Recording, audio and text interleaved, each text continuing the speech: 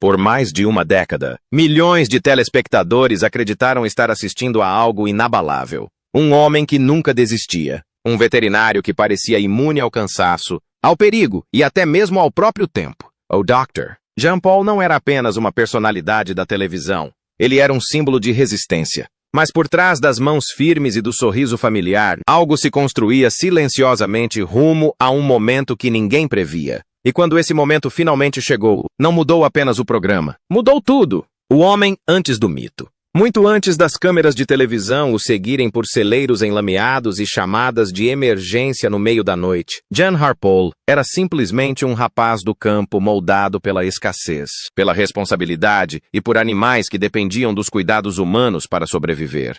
Ele nasceu em 4 de setembro de 1942 na pequena vila de Watering, em Drenthe, na Holanda, um país que ainda se recuperava da devastação da Segunda Guerra Mundial.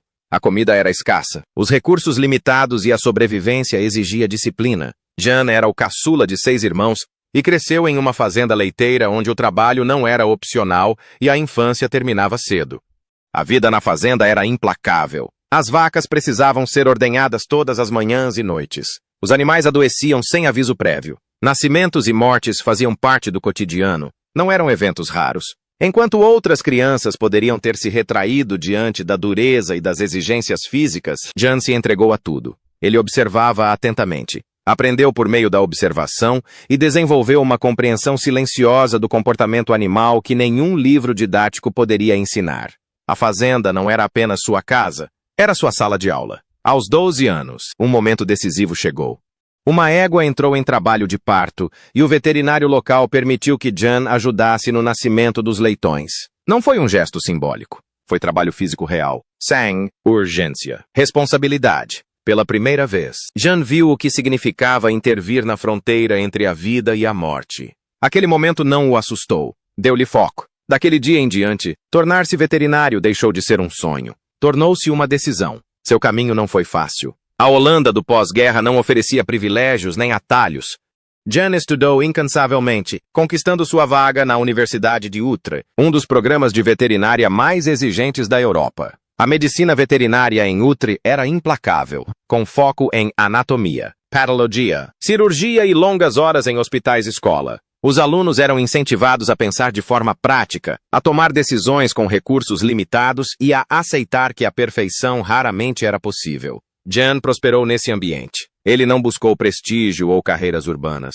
Sua mentalidade permaneceu enraizada na vida rural, onde os animais eram meios de subsistência, não luxos. Em 1961, durante um programa de intercâmbio estudantil, Jean passou um ano em Michigan. Esse ano mudaria silenciosamente o rumo de sua vida. Foi lá que ele conheceu Diane Dalrymple, uma estudante americana cuja força serena e praticidade refletiam as suas próprias. Quando Jean retornou à Holanda para concluir seus estudos, a conexão permaneceu. Em 1970, após se formar em veterinária, Jean fez uma escolha que poucos ao seu redor esperavam: deixar sua terra natal e se mudar para os Estados Unidos. Em 1971, Jean e Diane se estabeleceram em Michigan, longe do conforto e da segurança. Jean começou a trabalhar como veterinário em áreas rurais, atendendo grandes animais de fazenda e trabalhando longas horas em vastas distâncias.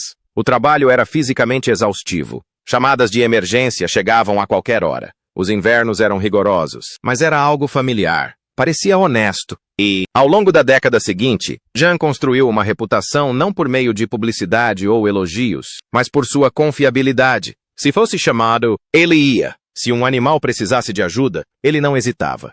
Em 1981, Jean e Diane correram outro risco. Mudaram-se para Wideman, Michigan, e fundaram a Pole Veterinary Services, começando com um único cômodo construído na garagem. As taxas de juros rondavam os 20%.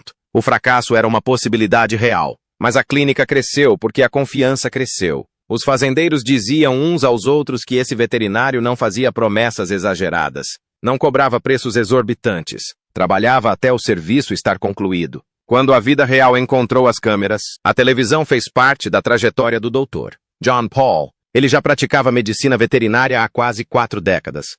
Ele não buscava fama e não tinha interesse em mudar sua forma de trabalhar. Foi justamente por isso que a ideia atraiu os produtores de televisão. O que eles viam não era polimento ou espetáculo, mas autenticidade e autenticidade. Em uma era saturada de realidade fabricada, era rara. O ponto de virada aconteceu por meio de Charles Paul, filho de John, que havia escolhido uma carreira no entretenimento em vez da medicina veterinária. Enquanto trabalhava na televisão, Charles percebeu algo que a maioria das pessoas de fora havia ignorado.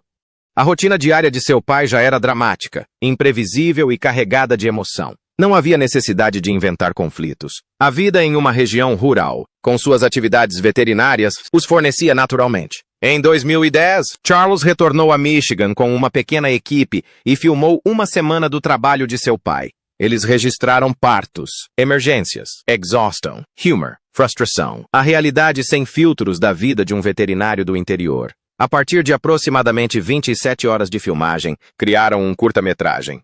O National Geographic Wild reconheceu imediatamente o que tornava o programa fascinante. Não se tratava de uma atuação. Jean Paul não esperava pelas câmeras. Ele não repetia suas ações. Não parava para dar explicações.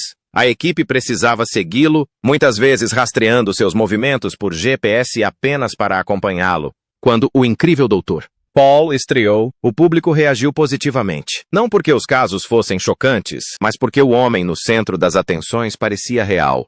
O programa rapidamente se tornou um dos maiores sucessos da emissora. Os telespectadores se identificaram com a honestidade direta de Jen, sua recusa em dramatizar os resultados e sua crença de que a medicina veterinária era sobre servir, não sobre perfeição. Ele não prometia milagres. Prometia esforço. Essa abordagem ressoou profundamente, especialmente com as famílias rurais que viam suas próprias vidas refletidas em seu trabalho. Mas as câmeras mudaram mais do que a visibilidade, mudaram a escala. As filmagens exigiam cerca de 100 horas de material por ciclo de episódios, distribuídas ao longo de 8 meses a cada ano. Isso significava que Jean Paul não estava mais apenas atendendo emergências. Ele fazia isso sob constante observação. O ritmo da clínica não diminuiu. As visitas às fazendas não pararam.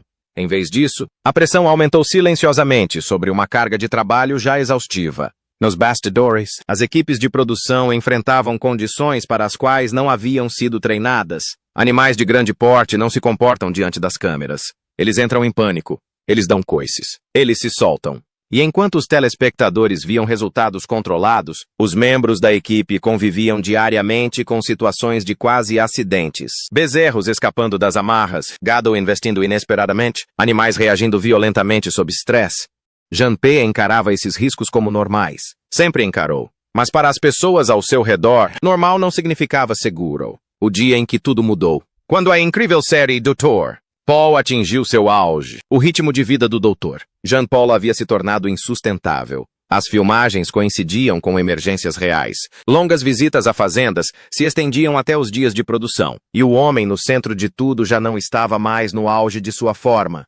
Ele estava perto dos 80 anos, ainda trabalhando como fazia aos 40, levantando animais pesados, ajoelhando-se em celeiros congelados, reagindo instantaneamente a situações imprevisíveis.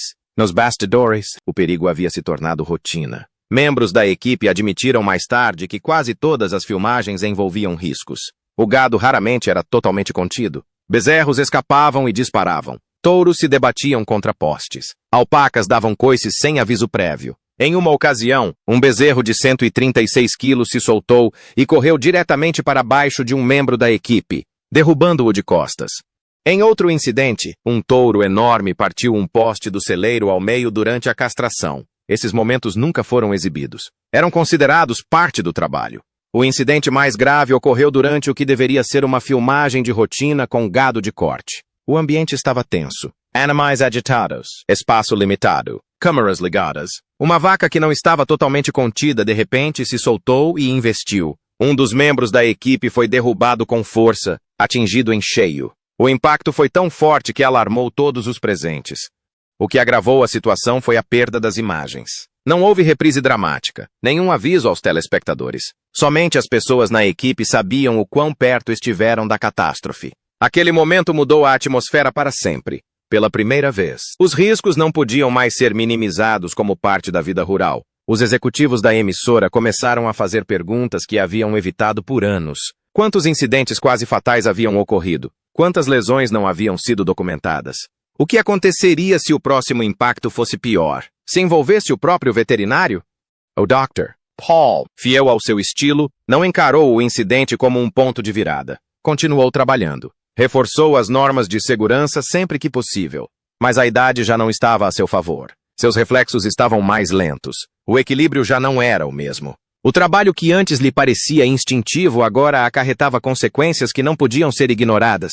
Pressão, perdas e um corpo que não conseguia acompanhar o ritmo. À medida que as preocupações com a segurança aumentavam, outro peso oprimia o Dr. Paul.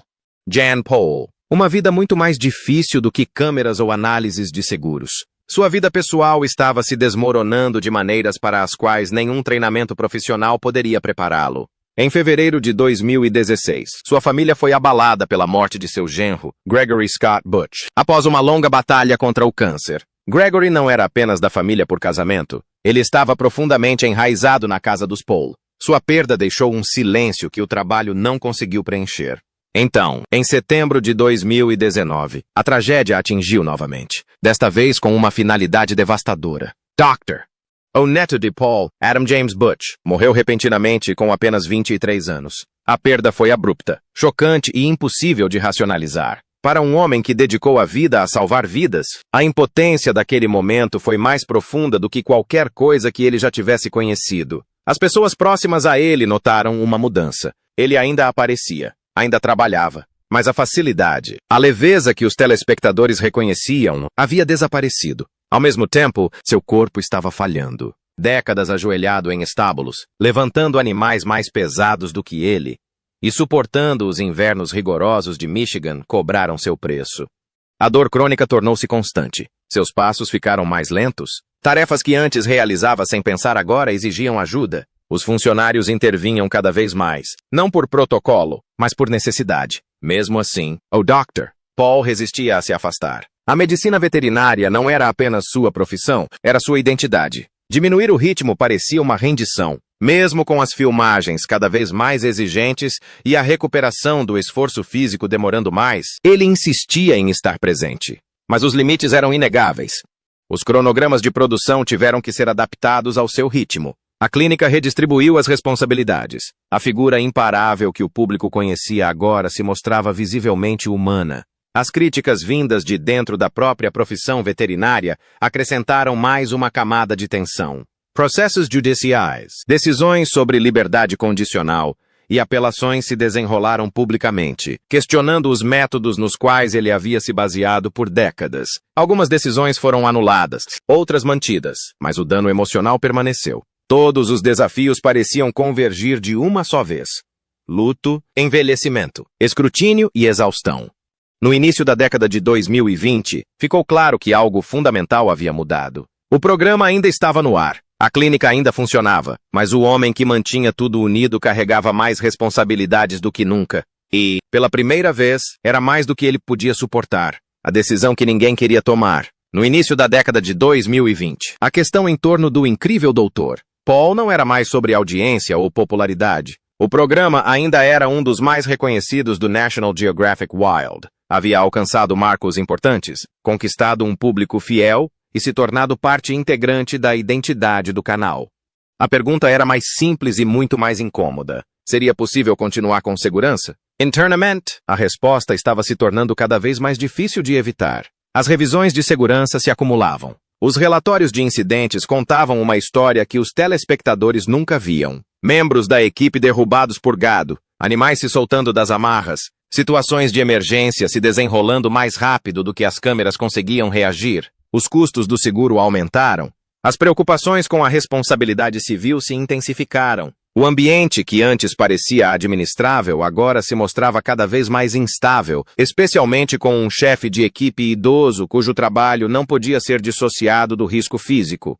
Ao mesmo tempo, as críticas vindas de dentro da própria profissão veterinária atingiram um nível constante. Múltiplas queixas, decisões disciplinares e recursos mantiveram o programa sob constante escrutínio. Algumas sanções foram anuladas devido a lacunas na regulamentação veterinária de Michigan, outras foram mantidas. Mas, independentemente dos desfechos legais, o impacto na reputação foi real. Para uma emissora construída sobre credibilidade educacional, a tensão tornou-se impossível de ignorar. O próprio Dr. Paul não pressionou pelo fim do programa. Ele nunca anunciou sua aposentadoria. nunca se afastou publicamente. Mesmo com seu papel na Paul Veterinary Services cada vez mais limitado, ele continuou a dar consultoria, a participar de programas e a insistir em estar envolvido. Mas a realidade era clara para aqueles mais próximos a ele. Ele não conseguia mais manter o ritmo que fazia do programa o que ele era. E sem esse ritmo, a própria premissa começou a ruir. Nos bastidores, a equipe do National Geographic Wild analisou todos os fatores.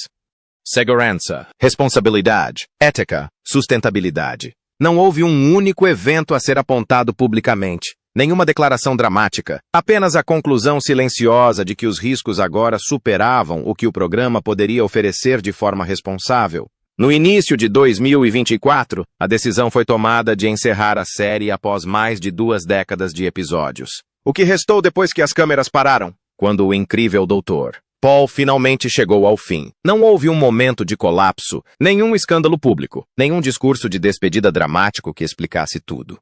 Em vez disso, o que restou foi algo mais tranquilo e muito mais sóbrio. Um homem na casa dos 80 anos, à beira de uma vida dedicada quase inteiramente ao serviço, finalmente forçado a diminuir o ritmo. Aos 83 anos, o Dr. Jean Paul não é mais a figura incansável que os telespectadores conheceram inicialmente. Seu papel na Paul Veterinary Services mudou. Veterinários mais jovens agora carregam o fardo físico das visitas a fazendas e emergências.